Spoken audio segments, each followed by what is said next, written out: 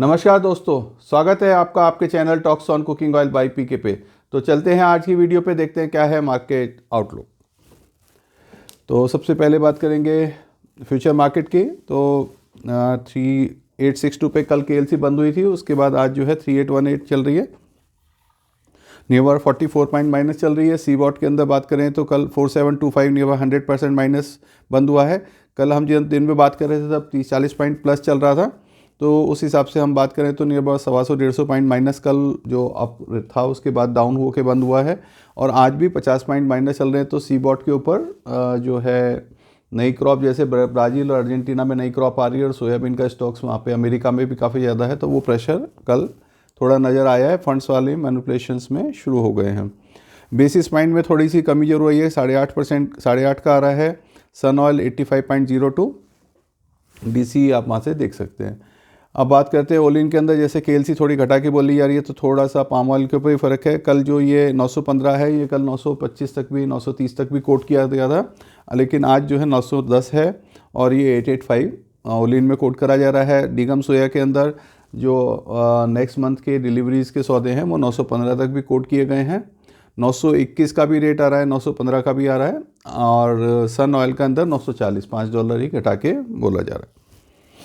अब बात करते हैं स्पॉट प्राइसेस के अंदर। तो स्पॉट प्राइसेस के अंदर मस्टर्ड 100 रुपये मेनटेन करके चल रहा है। डिगम सोया में थोड़ी सी डाउनवर्ड ट्रेंड में 89 तक आया है। आरबीडी में रीसेलर 82 तक है। Sun oil 89, cotton 87, rice bran 82, 152 groundnut, 5600 mustard maintain हो रहा है। एमपी के अंदर थोड़ा जैसे ऑयल डाउन है तो उस हिसाब से 4800 रुपये, और थोड़ा सा डीओसी में भी डाउनवर्ड बोला गया 4050, और मस्टर्ड के 2890। अब बात करते हैं कोलकाता का भी। मैंने थोड़ा सा कुछ लोगों की डिमांड आई थी कि प्राइस मेंटेन कर दिया करें, तो कोलकाता के अंदर हम खाली सारी डिटेल्स आप अपने आप यहाँ से देख सकते हैं। खाली हम 2-3 प्राइस की बात करेंगे। मस्टर्ड कच्ची घानी 107 और 94.5 सोया रिफाइंड, और आरबीडी 83.2 वहाँ पे बोला जा रहा है। अब हम बात करेंगे इम्पोर्टेड कॉस्ट की, क्या पैरिटी आ रही है हमारी। ओलिन हमारा 85 रुपीज़ का पड़ रहा है और यहाँ 82 रुपीज़ में बिक रहा है। डिगम सोया हमारा 85 का पड़ रहा है, यहाँ 89 में नियर और 4 रुपीज़ पैरिटी है। इस पर डिस्पैरिटी चल रही है 3 रुपये किलो की। और सन ऑयल नियर सेम ही रेट पे ट्रेड हो रहा है। अब बात करते हैं कंज्यूमर पैक्स की। 15 kg टिन का क्या रेट पड़ रहा है। तो हम पामोलिन 1479, सोया रिफाइंड 189, 1589 और 1740 मस्टर्ड कच्ची घानी का रेट आ रहा है। ये हमारे दिल्ली, यूपी, हरियाणा के रेट होते हैं। और उसके अंदर हमने 2 रुपये किलो का डिपो खर्चा और मार्जिन इसमें लिया हुआ है। लीटर टीन पाउच बॉटल के रेट आप यहाँ से देख सकते हैं। अगर हम राजस्थान के लिए बात करें तो 15 रुपये, और गुजरात के लिए 25 रुपये इन तीन रेटों में अलग से कम कर सकते हैं। अब बात करते हैं पीछे 24 आवर्स में क्या क्या रिपोर्ट्स रही, क्या क्या डेवलपमेंट हमने सुने, उसके बारे में थोड़ा बात कर लेते हैं। एक तो चाइना ने थोड़ी सी अपनी जो है कंट्रोल करा है परचेजेस को, क्योंकि ब्राज़ील और अर्जेंटीना जैसे काफ़ी क्रॉप आ रही है, तो जो यूएस से उनकी परचेजिंग चल रही थी उनको अपना जो साउथ अमेरिका की जो ह्यूज क्रॉप है उसकी वजह से रोका है। साउथ कोरिया की जो सोया मील की डिमांड थी वो पिछले साल काफ़ी ज़्यादा कम रही है सोया डीओसी की, क्योंकि उसको अल्टरनेटिव सस्ते मिल रहे हैं और थोड़ा सा वहाँ पे मस्टर्ड भी गया है, कॉटन भी गया है, तो और प्रोडक्ट्स की सेल बढ़ी है। सस्ते होने की वजह से सोया मील की डिमांड कम हुई है, और उसका फ़र्क हमने देखा भी है। मील के प्राइसेस काफ़ी ज़्यादा डाउन हैं, जिसने सोयाबीन के प्राइस को भी डाउन बनाया हुआ है। गवर्नमेंट ने अपना ये जो डिसीजन दिया है कि हम अगले साल तक ड्यूटी नहीं बढ़ाएंगे, तो उसका इम्पैक्ट हम जो नेपाल से हमारा प्रोडक्ट्स आता थे सोयाबीन, पाम ऑयल, उसके ऊपर भी नज़र आया है। और नेपाल की जो इंडस्ट्रीज़ हैं वो भी काफ़ी ज़्यादा इम्पैक्टेड उससे हुई हैं, क्योंकि वो ऑलरेडी चल रहे थे, लेकिन उनको एक होप थी कि इलेक्शन के बाद में हमारा मौका आएगा, फिर हम दोबारा से इंडिया में सप्लाई कर पाएंगे और थोड़ा सा हमारी प्लांट चलेंगे, तो वो अभी थोड़ा सा बैकफुट पे आ गए हैं। साउथ अमेरिका जो अर्जेंटीना और साउथ अमेरिका मीन्स हमारा अर्जेंटीना और ब्राज़ील होता है, सोया प्रेशर वहाँ पे बढ़ रहा है बिफोर क्रॉप, क्योंकि उन्होंने पीछे 2-3 महीने से अच्छी सेलिंग नहीं कर रही थी, वो अपना माल रोक के चल रहे थे। जैसे ब्राज़ील में क्रॉप गड़बड़ हो रही थी, अब उनकी क्रॉप अच्छी मैच्योरेशन पे आ गई है, अच्छी कंडीशंस में है, तो जो भी किसान हैं, ट्रेडर्स हैं, अपना धीरे धीरे माल निकाल रहे हैं, तो उसका प्रेशर मार्केट पे देखा जा रहा है, और उसी की वजह से रेट रिड्यूस हो के रेडी में भी माल सस्ता बिक रहा है। ग्रे मार्केट के अंदर पीसो का रेट 1100 से भी ऊपर चला गया है, जबकि गवर्नमेंट का रेट 816 है और ये गवर्नमेंट ने कहा है कि हम 2% हर महीने बढ़ाएंगे। तो जो अर्जेंटीना के फार्मर्स हैं उनको काफ़ी अच्छी रिकवरी मिल रही है, वहाँ के ट्रेडर्स को अच्छी रिकवरी मिल रही है, जबकि यूएस के मतलब यूएसडी में रेट डाउन भी हो रहे हैं तो उनको पीसो के अंदर अच्छी रिकवरी मिल रही है, क्योंकि वो 400 पीसो से ऑलरेडी 816 हो चुका है। तो जैसे जैसे करेंसी का डिवैल्यूएशन होता है तो लोकल कंट्री के जो फार्मर्स हैं उनको बेनिफिट मिलता है।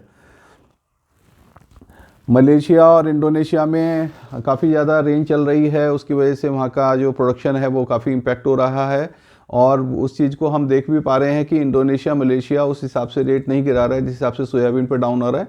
और पाम ऑयल का रेट हमें अब जो है नज़र आने लगा है सोयाबीन से भी ऊपर।